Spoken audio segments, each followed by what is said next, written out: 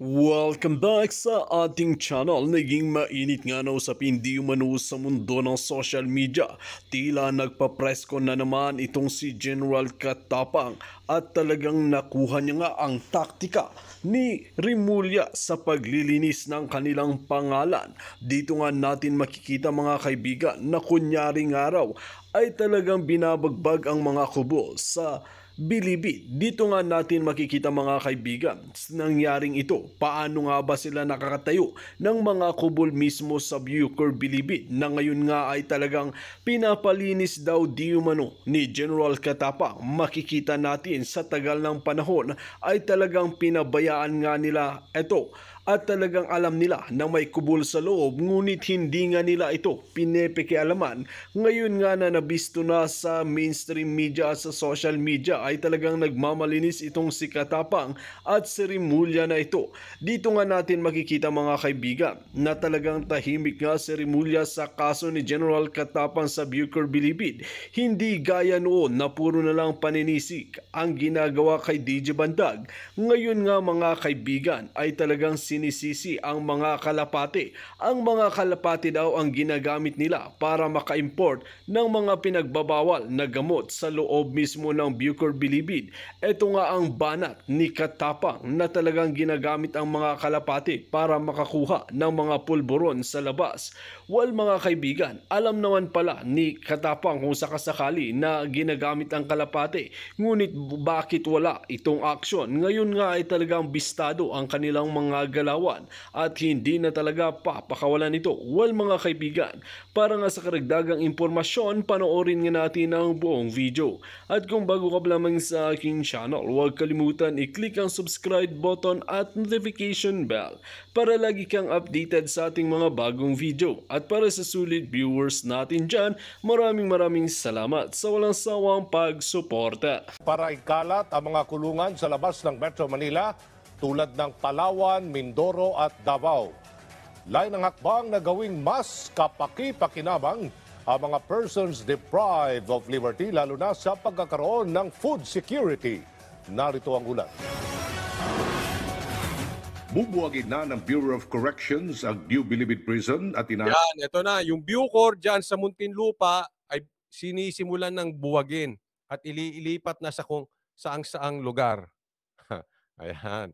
Galing mo, Katapang. Oy, palakpakan naman natin si Katapang, ha. Napakagaling talaga. Napakagilas mo talaga, Katapang.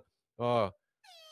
Preskon ulit, Katapang. sa magiging drug-free na ito sa taong 2028. Binigyan din Ang galing ng target nila, no? Magiging drug-free na ito sa 2028. Paano? Hindi na kayo nakaupo dyan sa 2028. Ha? Kung hindi nyo nagawang drug-free yan, kung naging palpak kayo, wala na kaming magagawa. Na-serve nyo na yung term nyo, nakinabang na kayo.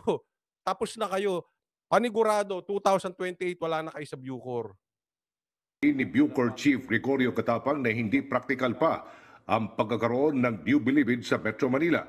Inaasag na sa 80% sa mga PDL ang ililipat na sa Palawan. Sa ngayon, nasa 30,000 ang mga PDL sa Bucor at inasang ililipat ang ilan sa Davao, Palawan, Zamboanga at Leyte upang matugunan ang decongestion sa pasilidad sa New Bilibid.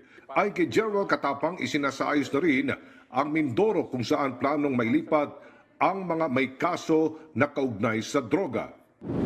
Nakatakdang ilipat ang Ayun. So, eto na po. Ililipat na daw at para magiba na po itong Bucor na ito. Sa katunayan po, sa akin naman ay kung ako ang tatanungin, no? Kung tatanungin ang aking commentary about this, ako po ay pabor, no? Kasi kawawa din sila diyan, talagang siksikan na.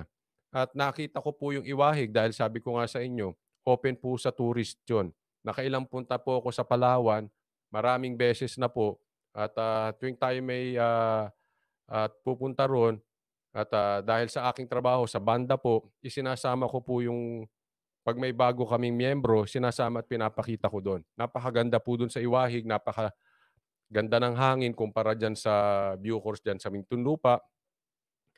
Mas mas maluwag doon, pati paghinga ng mga preso doon, mga PDLs ay mas okay, no? Ang magiging question lang diyan, paano kung malayo yung pamilya, 'no? Pero kung sa aking palagay lang, mas, siguro mas okay yun para magkahiwa-hiwalay sila kasi pagsama-sama at napakadami, talagang pinagmumulan ng krimen. Eto lang ang aking napuna dito, ha?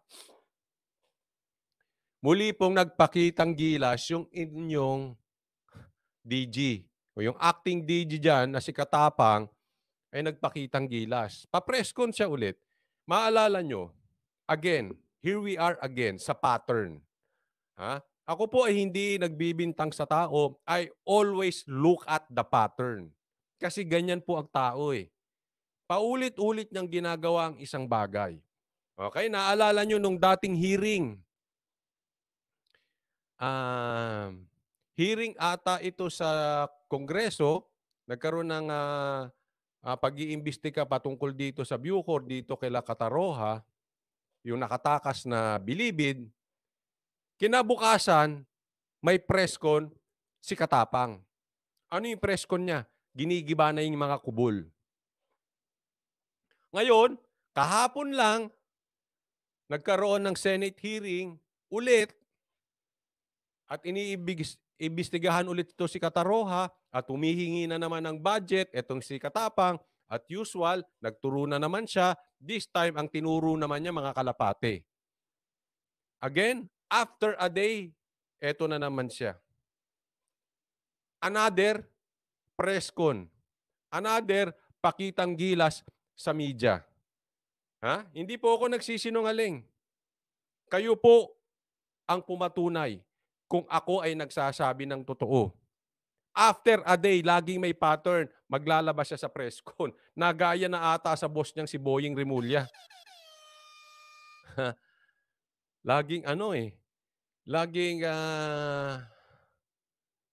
pabida sa media pagka naiimbestigahan. Ang 4,150 persons deprived of liberty mula po dito sa Muntinlupa City Bureau of Corrections sa Davao Penal and Prison Farm sa Davao del Norte hanggang December 31, 2023. Inibagi pa rin ang pagbabagong ipinatutupad ng Bucor upang i-decongest ang kulungan. Sa pinakauling datos ng Bucor, nasa 2,812 na mga iligal na kubol ang pinagtatanggal na kung saan isinasagawa ang mga iligal na aktibidad ng Ito, binalik nila, di ba? Pinakita na yan, nagtanggal ng nagtatanggal ng kubol. Ngayon, binalik nila, nagtatanggal ulit ng kubol. Kada hearing, magtatanggal sila ng kubol. Ang galing. Kailangan meron munang investigasyon sa Senado o sa hearing bago sila gumalaw. ilang mga PDL. Binuwag din ng Bucor ang mga tinayong kulungan ng mga kalapati na naging dahilan na rin ng pagpasok ng mga kontrabando sa loob ng mga PET. Ayan. Ito yung mga controversial na kalapati. Mapapansin nyo, here we go again sa pattern. Tuwing may hearing, kailangan may ituro si Katapang na sisisihin. Dati, ang sinisisi niya yung pamamahala ni Bantag. Etong nakaraang hearing, ang nagsawa na siguro siya katuturo kay Bantag, kalapati naman ang tinuturo niya. Galing din, ano? Ibang klase rin mag-isip talaga to si Katapang. Pati kalapati, isinisisi. Yun daw nagpapasok ng droga, pinapasok yung itlog, tapos aalagaan yung kalapati sa loob. Tapos, pag may dalaw, ilalabas yung kalapati. Tapos, bibigyan ng droga, tapos ipapadala yung droga ng kalapati yung droga pabalik doon sa Bucor. Katapang, laki ng problema mo, grabe. Ngayon mo lang naisip yan, kasi nung nakaraang hearing, binanggit niya na yan, kalapati. Inulit niya ulit. Problema mo na dati, problema po nga ulit, ngayon mo lang ginawa ng paraan. Ginigiba na daw yung mga bahay ng kalapati. Pambihira naman. Eto po medyo natatawa lang ako talaga. Si Katapang po, talagang hindi ko alam kung tatakbo nga politiko. Kasi yung kanyang pag-uugali, trapo. Ano ibig sabihin ng trapo? Traditional politician. Yung bago gagalaw, kailangan may media. Puro turo sa iba. Ganyan po yung mga mga trapo, di ba? Tuturo ng turo, kailangan hindi siya nagkakamali, puro mali ng iba. Tapos, hindi siya gagalaw ng kusa. Kailangan may TV, kailangan may media, kailangan meron munang mangyari bago siya gumalaw. Pambihira naman. Kung nakikita mo na agad na problema yung kalapati, wag mo nang palakihin yung problema. Si Katapang pinalalaki yung problema. Hindi po ba? Palalakihin pa yung issue, hihingi lang ng budget. Isipin mo, ha? Ang sabi niya kahapon, kailangan daw masugpo yung pagpasok ng droga. At siya daw ay nangangailangan na naman ng malaking budget. Grabe, natatawa ako dito kay Katapang. Ha? O sabi ni Quincy, parang demilitary man si Katapang. Oo, lahat ng galaw niya kailangan ng budget. Lahat ng galaw niya kailangan ng media.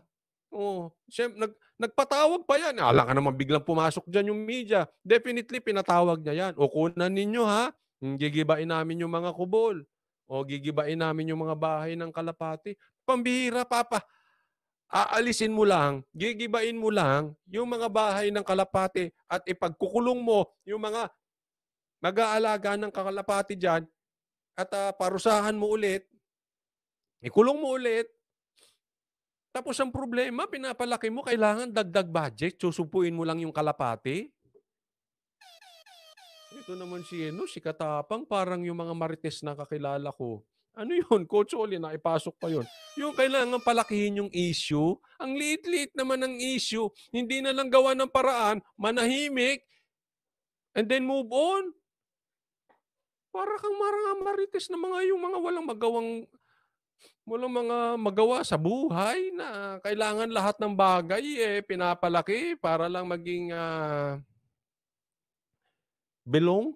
May mga ganun di ba? Yung mga marites, kailangan palakihin yung mga bagay para lang magmukhang belong sila, para maging controversial sila. Nakikisaw-saw. Eto si Katapang. Ano ka ba? General o marites? Nasa 100 milyong pondo naman ang inaasang ilalaan ng Bucor sa pagpapakabit ng mga CCTV sa mga kubol sa susunod na taon. Yan, hingi siya ng budget, so CCTV, alam mo mangyayari dyan. Tapos merong kontrabandong makakalusot, merong ay kasi po, kasalanan ni ganito, kasalanan ni ganon. Magsisisi. In short, anong punto mo, Coach Oli? Hihingi yan ng budget, tapos magkakaroon ng kapalpakan. For sure, may kapalpakan. Pagkatapos nagkaroon ng kapalpakan, sasabihin niya kulang kasi ganito, kasi ganyan. Hindi niya aakuin yung pagkakamali niya, hindi niya aakuin yung kapalpakan niya. Tuturo na naman siya ng iba, tapos hihingi ulit ng budget. Anong kapreba mo, Coach Oli? Ganyan ang gagawin niya. Pattern. Pattern po. Hindi po ako nagsasalita dito na nagbibintang lang. Nagagawa niya na yan eh. Inuulit-ulit lang ang bagay. Yang nagtuturo siya, hindi first time. Kada may problema, ituturo niya sa iba. Kada problema, hihingi siya ng budget. At kahit ibigay mo budget niyan, walang katapusang budget ang hihingin niyan. Kasi papalpak at papalpak yan. Kasi ang tao laging nagtuturo ay laging papalpak. Hindi yan maaayos. Kasi hindi niya kukurikin yung sarili niya. Tulukuyan, ginagawa na ng tanggapan ang mga programa at inaasahan ang malaking pagbabago sa loob ng Bucor. Malaki po talagang naitulong nung pagtanggal ng mga dingding. Okay. Kasi ang kontrabando po, tini-inspect yan 3 beses eh. Boy. Malaki daw na itulong nung giniba na nga yan, di ba ni DJ Bantag? Yang kubol, giba na yan, wala na yung kubol. Bakit ibinalik mo? Tapos ngayon marirealize mo, mali ka o malaking naituro. Ba't mo kasi binalik? Para saan? Para sa mga VIP? Sino makakakuha ng kubol kundi mga VIP? Parang hindi naman nag-iisip to si Katap. Nagsisimula na tayo maglipat ng mga PDL. Kailangan mo budget. Alam ko na patutunguhan eh. Budget.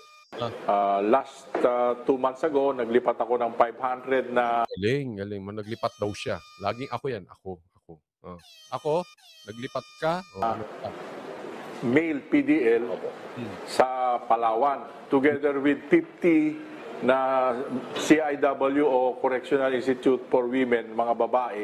Nilipat ko na rin po sa Palawan dahil ang balak po natin by 2028 isasara na po natin itong New Bilibid Prison dito sa Muntinlupa dahil hindi na po practical na may kulungan dito. Unang-una, mga first class subdivision na po nakapaikot dito. Ayan. Ito ang pag-usapan natin, ha? By 2028 daw, ang plano niya ay nailipat na sa ibang lugar at wala na yung Bucor. Giniba na yan kasi hindi daw practical na meron dyan kasi magaganda raw ang subdivision dyan. Okay. Una kong tanong, ano po ba yan, Katapang? Pangako nyo o pangarap? Kasi lilinawin ko na po, ha? Kasi gaya-gaya kayo sa mga leader ninyo eh. Ikaw, naging press convoy ka na rin. O, tapos ikaw, mahilig ka na rin magpangako. Hindi ko alam kung yung mga sinasabi mo ay katulad ni Marcos na pangako o pangarap. Linawin mo lang. Kasi by 2028. Ha? O. Ngayon, ang tanong, eto. Tanong ko sa inyo na lang po, mga manunood ko rito. Ha? At sa manunood ng replay, comment down below. Matutupad kaya yan? Kasi eto na naman siya eh. May plano na naman siya. Eto kanyang by 2028. Matutupad kaya? O bago dumating ng 2028, sasabihin na hindi niya natupad kasi mayroon na naman siyang excuses tapos may ituturo na naman siyang ibang tao or mayroon na naman siya ituturong ibang animal. Hindi natin alam kung baka naman ang ituro niya dyan or whatever or whoever. Di ba? So, gusto ko lang malaman ng side ninyo. Matutupad kaya yan? O magkakaroon ng panibagong excuses ito si Katapang? Sinabi rin ni General Katapang na gagamitin ang mga ekta-ektaryang lupain sa labas ng Metro Manila upang taniman ng gulay at palay na makakatulong sa pagtugon sa food security ng bansa. Binigyan din ni General Katapang na kinakailangan nang itaas ang 75 pesos na budget kada PDL. Yun. Maganda naman yung punto niya, no? Taas ang budget kada PDL. Sana lang makarating talaga sa mga PDL yung budget. Inamin din ng Bucor Chief na kulang talaga ito para masuportahan ang mga inmates. Sabi nga namin, itaas yun, sweldo, ang subsistence, 100. Ang sabi naman ng DBM, pag itinaas namin yung subsistence ng PDL ng Bucor, itataas din namin ang subsistence ng PDL ng BGMP. Sige, kung ayaw yung dagdagan yung pagkain ng mga PDL, bigyan nyo na lang kami pampagawa. Magkano bang budget talaga per PDL dito po sa Bucor? Sa Bucor po at sa lahat ng 70 pesos. Sa ilalim ng 75, binawasan mo. 70 pesos ba? O 75? pamuno ni General Katapang, target din na gawing cashless ang pagpapadala ng pera ng mga kamag-anak sa mga PDL. O, ayan. Maganda rin naman po yan, maging cashless ang pagpapadala ng pera sa mga PDL. Ang problema lang, nininegosyo nyo. Yung GCash, may bayad. Huwag nyo nang negosyohin huwag nyo nang gawan ng negosyo dyan. Kaya tuloy nagdududa yung mga taong bayan na bawat galaw nyo dyan, kayo may pakinabang kayo parati. Naimbestigahan po, hindi ko po pinapauso yan, ha? Meron po kayong tinutubo dyan. Maaaring hindi kayo directly, pero yung mga tao nyo dyan. But definitely, hindi natin masisisi ang taong bayan kung mag-iisip sila na meron din kayo. Kasi malaki kinikita dyan. Yung pagpapa-GCash, gagawin yung cashless, gawin yung GCash. Meron 3% o to 7% di umano ang sinasabi dyan. Tatanungin ko yung source kasi sabi nyo, doon sa hearing, 3%. No? Meron po tayong source dyan. Siguro tatanungin ko sa susunod na araw, ilang percent ba talaga ang pinapatong dyan sa GCash? Napakalaki po niyan. Ilan pong tao yan? Oh, sana kung talagang gusto niyong gawing cashless, 'wag niyo nang gawing pakinabangan. Mahirap na nga yung mga tao diyan, ha? 'Wag niyo na silang inegosyo. Para kayo yung mga teacher na nagtitinda ng hopya, eh. 'Wag niyo ng pahirapan, tutal meron naman kayong sahod sa gobyerno. Yun na lang ang asahan ninyo, 'wag niyo ng bigyan ng, komisyunan. Nagiging commissioner pa kayo diyan, eh. Again, hindi ko inaano dito si Katapang, but definitely I mean, hindi natin maiisip na baka mamaya nakikinabang silang dalawa ni Angelina.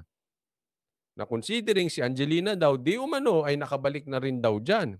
Kunwari lang at media lang, kunwari na siya ay nakaalis. Eh, yun nga, dapat sagutin pa nila Katapang. Ewan ko ngayon kung anong gagawin niya diyan. Basa tayo ng ano, sana decongest lang ang gawin sa Bilibid. Sundin yung tamang capacity na 12K. Sabi ni Quincy. Renovation lang kailangan, makakatipid pa ang gobyerno, improve na lang ang pagkain ng mga PDL. Ako, ang stand ko po dito, maganda naman yung kanilang adhikain na baguhin. No? Kasi lahat naman po talaga ng bagay, even yung mga negosyo, kailangan nag-i-improve. We improve every day. Ika nga, at kawawa talaga yung mga preso dyan. Kaya lang, sa isang banda, sana nagpapakita muna sila ng magandang resulta para makahingi ng panibagong or dagdag na budget.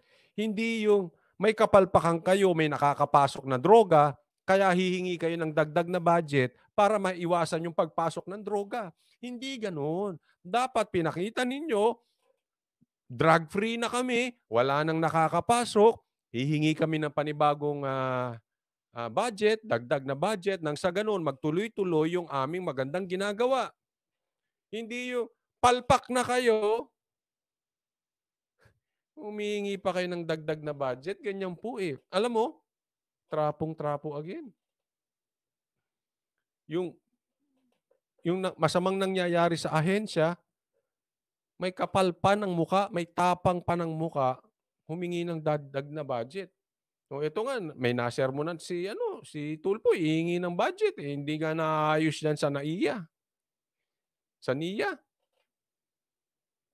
Hihingi pa ng dagdag na budget. Ganyan po mga politiko natin, ganyan po mga officers natin, ganyan po ang nasa gobyerno. Hindi muna magpakitang gilas. Oh, eto pa, isa pa.